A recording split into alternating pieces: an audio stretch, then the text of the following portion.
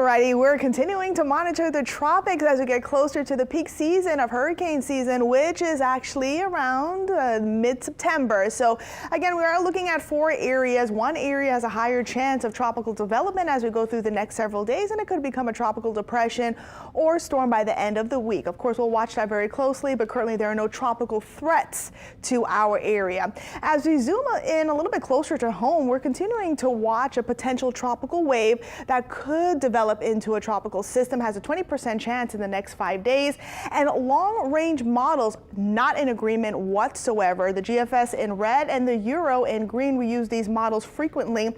Now, as we go through the next several days, you can see that the GFS is trying to pop a low pressure system in the Bay of Campeche as we go through Labor Day weekend, keeping it away from us.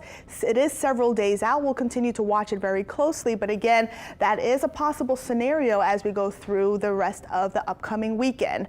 Now, that one wave that has a higher chance of tropical development, right now we're calling it Invest 91, an area of investigation, looking pretty good on satellite imagery. You could see a lot of thunderstorms surrounding the center of this area here. It has a higher chance as we go through the next 2 to 5 days. And as I mentioned before, it is likely that it could become a tropical depression by the end of the week. So right now it is moving to the west-northwest at 8 miles per hour, and we have maximum sustained winds of 35 miles per hour. So as we look at the spaghetti plots, pretty good consensus as it keeps it in the Atlantic basin north of the Caribbean islands here. So it can continue that track as we go through the next several days.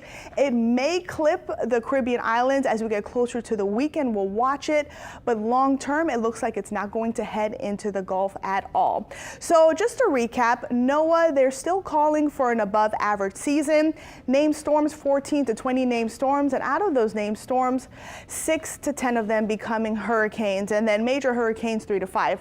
So far for the season, we've only had 3 named storms, and every single one of them were tropical storms. We haven't had any hurricanes or major hurricanes. And just to recap last year, the same time today, we've already had 9 named storms. 4 of them were hurricanes, and then 2 of them becoming major hurricanes. And of course, one of them was Ida. So Ida already made landfall around this time last year with winds of 150 miles per hour near Port Fourchon at 11:55 a.m.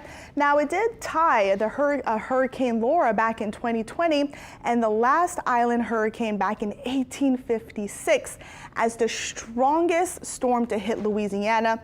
And also, it was the 5th costliest storm in U.S. history. Also, Hurricane Katrina back 17 years ago. Hurricane Katrina made 3 landfalls. The first one in southern South Florida, and then the second landfall near Buras, and then right near the Louisiana and Mississippi state line.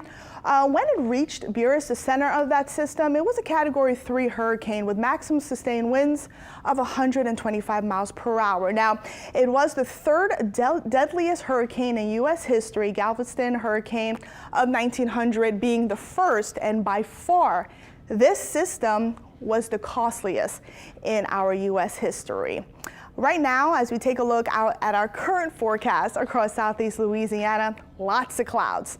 But it is humid and hot out there, upper 80s, feeling like the triple digits, and we are dealing with winds out of the east-northeast at 10 miles per hour. There's a look at your current temperatures. Things are heating up, and I'm not really tracking a lot of shower activity, but things will continue to ramp up through much of the day because of this setup. We do have a little system here out in the Gulf of Mexico, so that's going to continue to feed in moisture as we go through the afternoon. So scattered showers and thunderstorms are likely, 50% coverage for that, with temperatures climbing into the lower 90s.